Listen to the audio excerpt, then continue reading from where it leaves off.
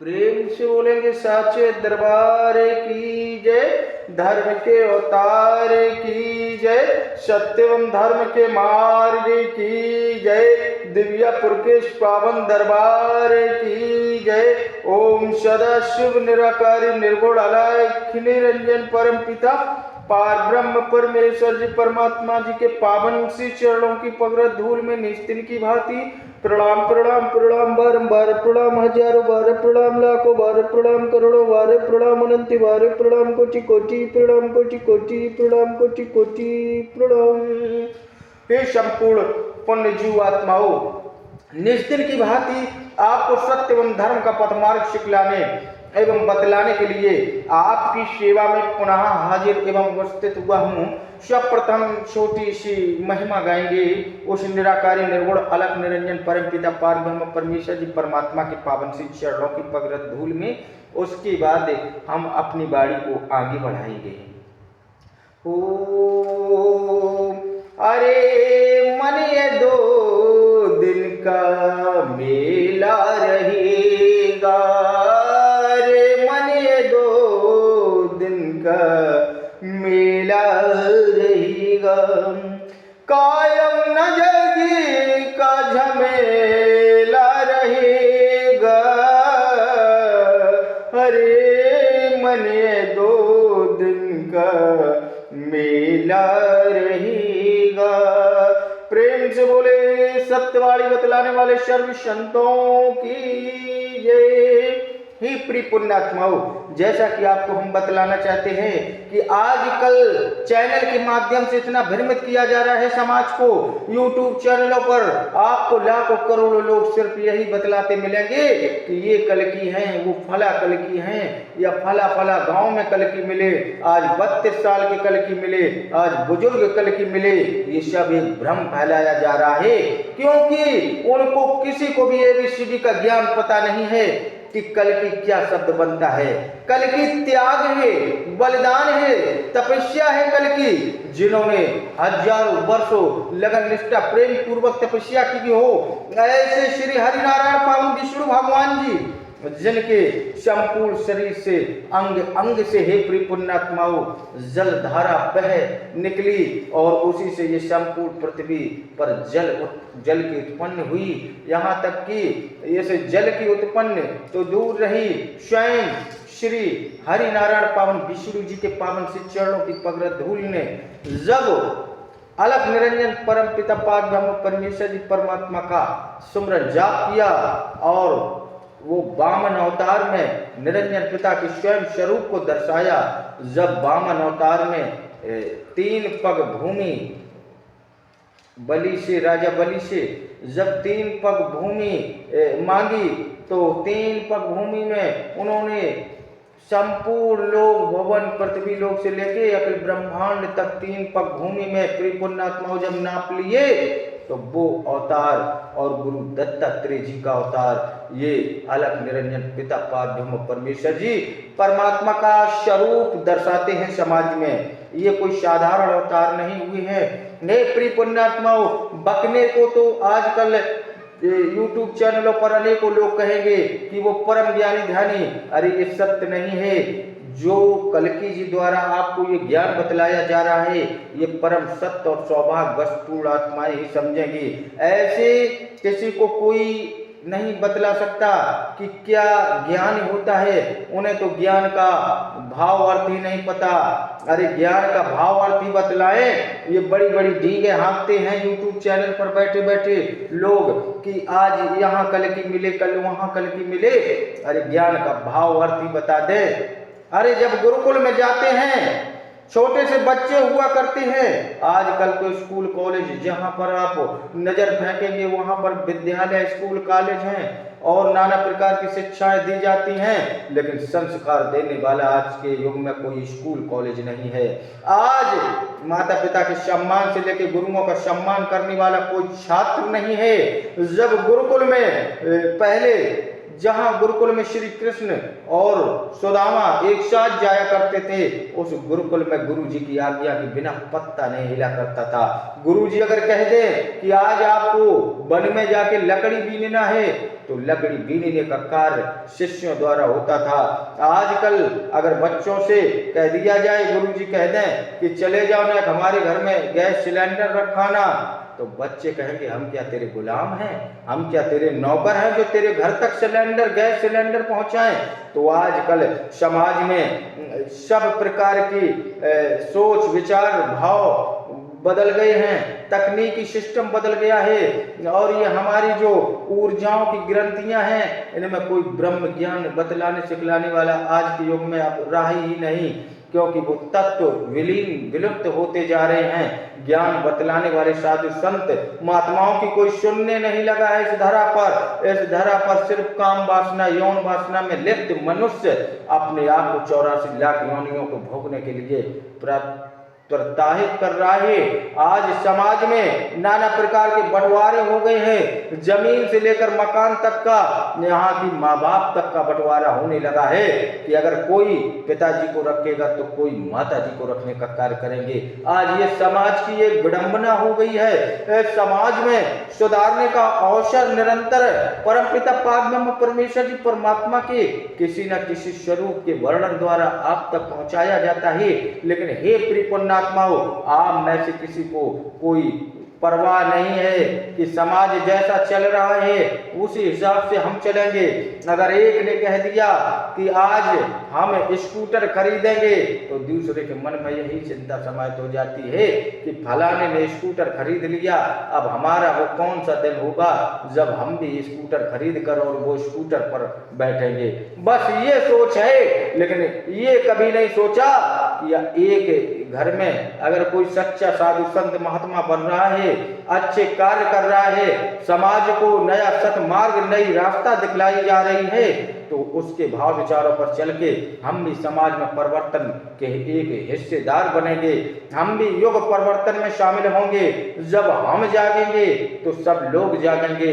एक नई परंपरा, और यहाँ पर जितने ऋषि मुनि तपस्वी हुए हैं, हे प्रियपुण्यात्माओं, सभी भविष्यवक्ताओं ने अपनी भविष्यवाणी में कहा है। यहाँ तक कि आपको संत रविदास जी ने कहा है कि भारत में अवतारी होगा, अति विस्मयकारी होगा। भारत में अवतारी होगा, अति विस्मयकारी होगा, और जीते जी कई बार मरेगा, छद्म भेष में जो विचरेगा।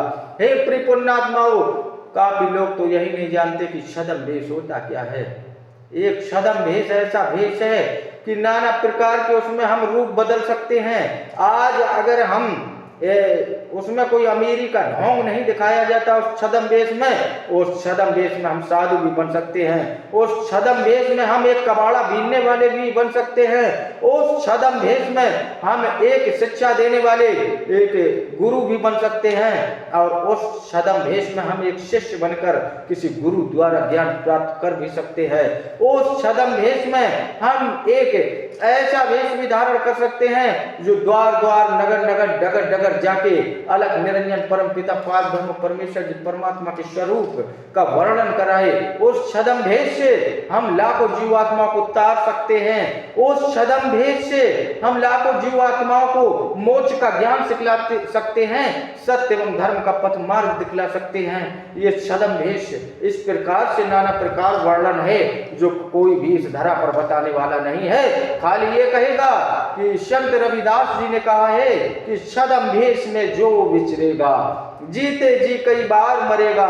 ये सत्य है कि हे प्रिय पुण्यात्माओं, कल्कि जी या हम स्वयं तारणहार मुक्तिदाता नाना प्रकार की ऐसी गतिविधियों से गुजर रहे हैं कि पल पल पर ये लगता है कि अब जीवन यहीं से खत्म कर दें और जीवन जीने से अब कोई लाभ नहीं है। हे प्रिय पुण्यात्माओं, इतनी गरीबी और महामारी भरी जिंदगी के संग संग लोग जब हमारी बातों को मिथ्या समझते हैं तो एक ऐसा भाव विचार आता है कि अब जिंदगी खत्म कर दो, यहाँ कोई सुनने वाला नहीं नहीं है, लेकिन उस परम पिता पार ब्रह्म परमेश्वर जी परमात्मा की एक आवाज तन मन हृदय में गूंजती है कि उठो जागो और तुम अपना कार्य इस धरा पर निरंतर करते रहो। आज नहीं तो कल लाखों लोगों की भीड़ तुम्हारे साथ होगी और सत्य एवं धर्म का प्रचार विश्व भर में परचम लहराएगा। भारतवर्ष भूमि का ये भारतवर्ष भूमि तो छोड़ो, आज जौन देश एक अभिमान बन के घूम रहे हैं, ये अड़ोसी पड़ोसी यूरोपी और एशियाई देश, ये संपूर्ण देश आपके भाव विचार सुनेंगे और मानने को बाध्य हो जाएंगे। आप लगन निष्ठावान बन के सिर्फ पीढ़ी दर पीढ़ी को सत्य एवं धर्म का पथ मार्ग दिखलाते एवं सिखलाते रहें, लोग जानेंगे और मानेंगे ये परम पिता पार ब्रह्म परमेश्वर जी परमात्मा का आदेश है। तो हे प्रिय पुण्यात्माओं, संत रविदास जी कहते हैं कि सदम भेष में जो विचरेगा, युग परिवर्तन में जब हाहाकार मचेगी, भारत पर होगा तीन लोक से हमला, तीन तरफ से जब भारत वर्ष पे हमला होगा, तीन दिशाओं से भारत वर्ष को घेरा जाएगा, उस समय कल्कि जी के पास संपूर्ण शक्तियां जागृत हो चुकी होंगी। फिर इस भारत पर हमला तो हमला रहा, कल्कि जी के भाव विचारों से उन्होंने साफ कहा है भविष्य वक्ताओं ने कि वो तारणहार, फ्रांसीसी भविष्य वक्ता नास्टेडमस जी ने भी कहा है कि तारणहार मुक्तिदाता के द्वारा तीसरा विश्व युद्ध उसके भाव विचारों से ही टल जाएगा। अरे भाव विचार कोई माँ की पेट से सीख के नहीं आया है, हम आपकी तरह ही एक साधारण पुरुष हैं और आप अगर मेरे घर की स्थिति देख लें तो ऐसी गरीबी की स्थिति, ऐसी जहां आप ABCD का ज्ञान, कोई कहेगा इस गरीब बच्चे को ABCD का ज्ञान कैसे पता, इसलिए तो पढ़ाई स्कूल कॉलेज में भी ज्यादा नहीं पढ़ पाया। लेकिन हे परम प्रिय पुण्यात्माओं, ये सब उस परम पिता परम सत्ता की देन है।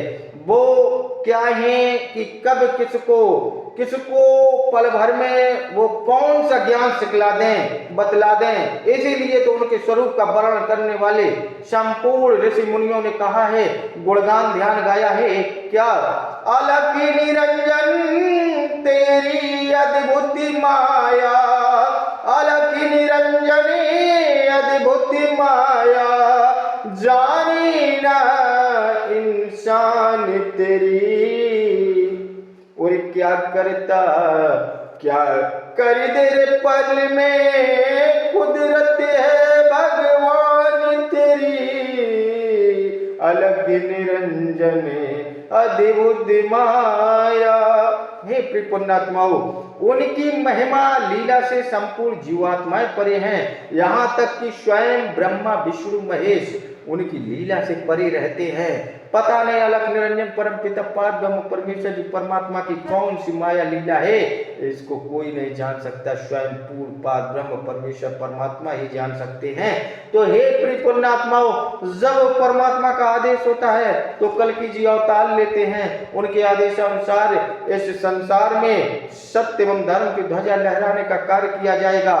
आज लोग कह रहे हैं कि यहाँ काशी विश्वनाथ से लेकर संपूर्ण जगह डंका बजा हुआ है कि तारणहार मुक्तिदाता या कल्कि जी प्रकट हो रहे हैं। हाँ, ये सत्य है, समय यही है, आप पहचानो तो पहचान लो।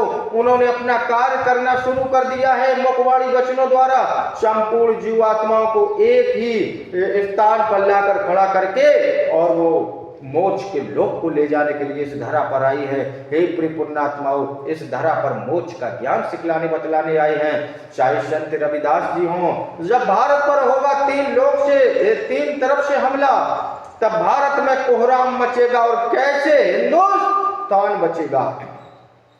भारत में कोहराम मच जाएगा और हिंदुस्तान बचाने की प्रक्रिया में कल्कि जी स्वयं अपने भाव विचारों को लेकर एक सेना के साथ, सेना का मतलब उनके अनुयायी होंगे, और जब अनुयायी होंगे तो कल्कि जी संपूर्ण विश्व में एक विचारधारा की क्रांति लाकर खड़ी कर देंगे और सत्य एवं धर्म के पथ मार्ग पर चला के संपूर्ण जीवात्माओं को तारणहार बना देंगे।